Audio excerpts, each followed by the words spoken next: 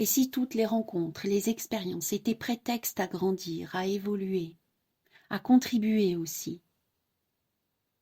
C'est ce qui m'est arrivé en conscientisation, quand j'ai demandé de la clarté et que je me suis abandonnée à des mots qui se sont invités avec tranquillité.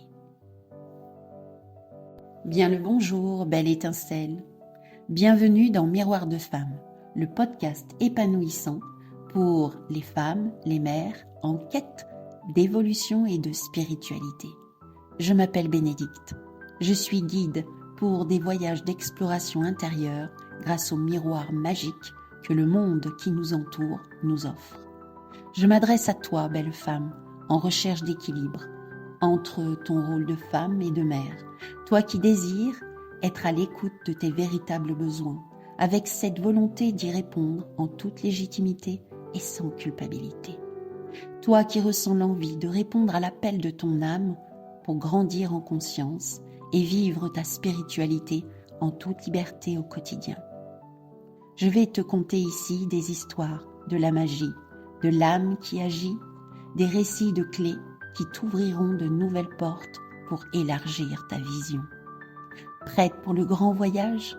Alors c'est parti, abonne-toi pour que chaque épisode arrive à toi. Dans cet épisode 9, Clé des révélations, je vais partager avec toi un texte qui s'est invité alors que j'avais besoin de clarté face à une relation qui était rentrée dans ma vie. Je ressentais beaucoup de doutes vis-à-vis de cette personne, je ressentais de la crispation, je sentais remonter de la rancœur. Tout cela me montrait avec évidence que je me laissais embarquer dans mon mental, que je me fondais complètement dans le personnage de cette femme qui a encore des soubresauts d'attachement affectif, dont l'attente crée la dépendance. Bien heureusement, coutumière du fait par le passé, j'ai reconnu les signes. Alors merci à mon passé pour les enseignements qu'il m'a apportés. Je me suis donc posée avec un papier et un stylo pour recevoir le message essentiel de mon être profond, de guide. Je ne saurais. En tout cas, les mots s'invitent et ces mots-là me montrent ce que l'expérience que je suis en train de vivre a à m'apprendre. Pour cela, je m'installe en toute tranquillité dans mon lit, en mode détente, relaxation, dans une sorte d'abandon, prête à recevoir la leçon du jour. Dans ce type d'écriture, oui, je le répète, il y a un abandon total aux mots qui s'invitent. J'avais déjà évoqué cela dans l'épisode 4, où j'ai raconté ma relation avec l'écriture en tant qu'ancienne dyslexique. Et si tu n'as pas déjà écouté cet épisode, je t'invite à aller, après l'écoute de celui-ci, écouter l'épisode numéro 4. Alors revenons à cette histoire, à ce texte qui s'est invité aujourd'hui par un besoin de clarté. Tout d'abord, je tenais quand même à exprimer que quand je me mets dans ce type d'écriture, au fur et à mesure, les compréhensions arrivent, une légèreté se fait en moi, une joie s'invite, avec aussi l'aspiration à partager avec d'autres, de dire waouh, effectivement il y a ça à voir, il y a ça à comprendre. Alors voici le texte qui est arrivé à moi que je partage avec toi aujourd'hui. En voici la lecture. Je demande de la clarté sur ce que je veux, sur ce que le « je » en lettres majuscules veut vraiment. Je est amour. Le « je suis », I am, la présence intemporelle et immortelle en moi, veut être l'expression de l'amour. Le « je suis » ne veut pas, il est. Il est sans demande. Il est tout, parfait dans l'expérience. Le je suis vit tout dans l'expérience. Le je suis est amour de l'expérience. Alors goûtez l'expérience depuis le personnage qui réagit, qui ressent, juge, se déplace, se réveille, dort, s'endort, exprime, accueille, rejette et bien plus encore. Le personnage parfait pour l'expérience parfaite, en interaction parfaite sur le chemin parfait. Le chemin est là. Parfait dans les rencontres parfaites, les attentes parfaites, les amours et les désamours parfaits, prétexte à ressentir, jouir, expulser, mordre, critiquer, désavouer, partir, s'éloigner, attirer, virevolter, regarder. Le je suis observe, accueille, apprécie, découvre, comprend, conscientise. Le je suis aime. Il y a alors le personnage qui se perd, se retrouve, s'oublie, vit la scène. L'obstacle est réagi. Il voudrait, se désespère, veut imposer sa manière sans en percevoir l'illusion. Le personnage est au service, soit en conscience, soit perdu dans l'illusion, dans l'amnésie personnelle et aussi collective. Et puis un jour peut arriver au personnage le souvenir qu'il est là pour servir, pour être au service du plus grand, pour lui et aussi pour les autres. Ce rappel peut le révolter, le désespérer, l'humilier, le désenchanter ou le réjouir, le sublimer, l'honorer, le valoriser, l'apaiser. Là est son libre arbitre. Là se trouve son choix face à la vie. Là, il fait le choix de la voie. Ce choix semble cependant encore illusoire, car il est en interdépendance avec l'autre, les autres, la société, l'humanité, la conjoncture, les astres, les mathématiques et, bien entendu, surtout, le plan divin. Ce plan divin qui est là pour l'expansion de la conscience, auquel le personnage contribue grâce à son incarnation.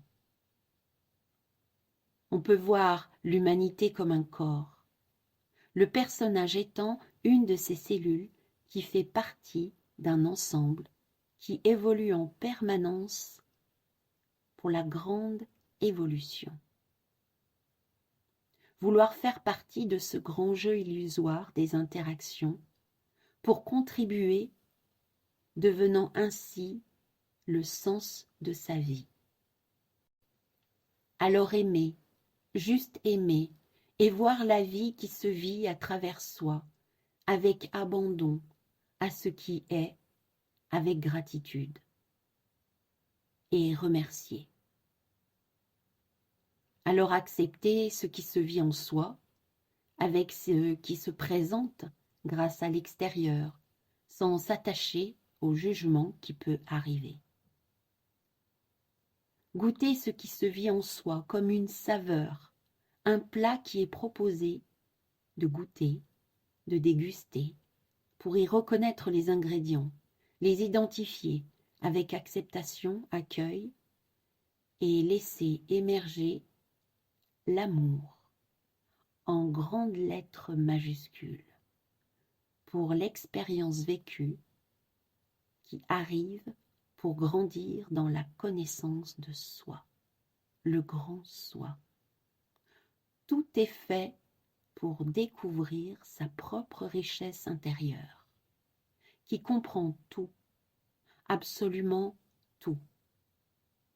Quand le personnage arrive à la réalisation de cela, alors l'union est là.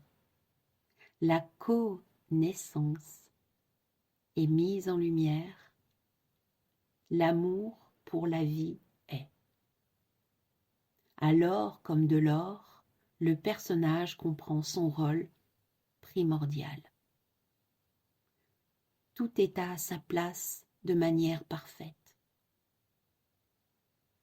Et quand la conscience est à point, la demande de voir se fait, alors il est possible d'y voir l'amour qui se présente. Vivre l'amour de l'expérience qui se propose. Il est alors possible de voir l'amour dans la magie de l'âme agie du quotidien, le merveilleux dans l'or, comme de l'or ordinaire, et vivre l'extase dans le petit geste. C'est l'accord qui est accordé. Depuis cet espace, il est alors possible de vivre la musique de l'or ordinaire dans la grâce. La bonté est alors une évidence, la vie qui danse. La gratitude s'invite pour aromatiser notre vie. La confiance revient, la paix s'installe, l'amour se révèle, la joie grandit, la félicité illumine. Alors, le conseil, se laisser porter par la perfection de l'expérience qui se présente ici et maintenant, abandonner l'attente et grandir dans la confiance. Merci, merci, merci. Voici donc le texte qui s'est invité à moi. Je n'ai pas cherché à formuler les phrases. Il y a peut-être eu quelques petites corrections, mais rien de plus. Le texte est arrivé ainsi, et au fil des mots, au fil des phrases, une sérénité est venue à moi. J'ai compris s'il y avait besoin d'être vécu, et la joie, la gratitude étaient là. Une sorte de grâce. Comment as-tu vécu l'écoute de ce texte? Qu'est-ce que cela t'a procuré? As-tu eu des compréhensions supplémentaires peut-être? Ou alors as-tu une grande révélation? Pourquoi pas? Qu'en est-il pour toi? Je serais heureuse d'échanger avec toi. Et pour cela, tu peux retrouver dans le descriptif de ce podcast mon adresse mail. Tu peux prendre contact avec moi. Nous pourrions ainsi échanger et grandir dans la compréhension, la conscience et la conscientisation. Voili voilou, le texte du jour. Merci. Merci pour ton écoute. Merci pour ta présence, pour toi, pour les autres, ici et maintenant. Si tu as envie d'être accompagné pour grandir dans cette conscience, si tu as besoin de soutien pour ton évolution et ta quête spirituelle qui est une quête de découverte intérieure, je peux être ta guide, telle une guide de haute montagne qui a exploré le paysage intérieur, qui connaît les signes, qui observe, qui connaît les creux, les bosses, les ombres et la lumière, le couple intérieur aussi, l'enfant intérieur, l'adulte. Qu'en est-il pour toi? Au plaisir d'échanger avec toi. Tu peux aussi trouver le lien dans le descriptif de mon profil Facebook. Tu pourras de là aller sur Messenger pour prendre contact avec moi. Si cet épisode t'a plu, je t'invite à le partager.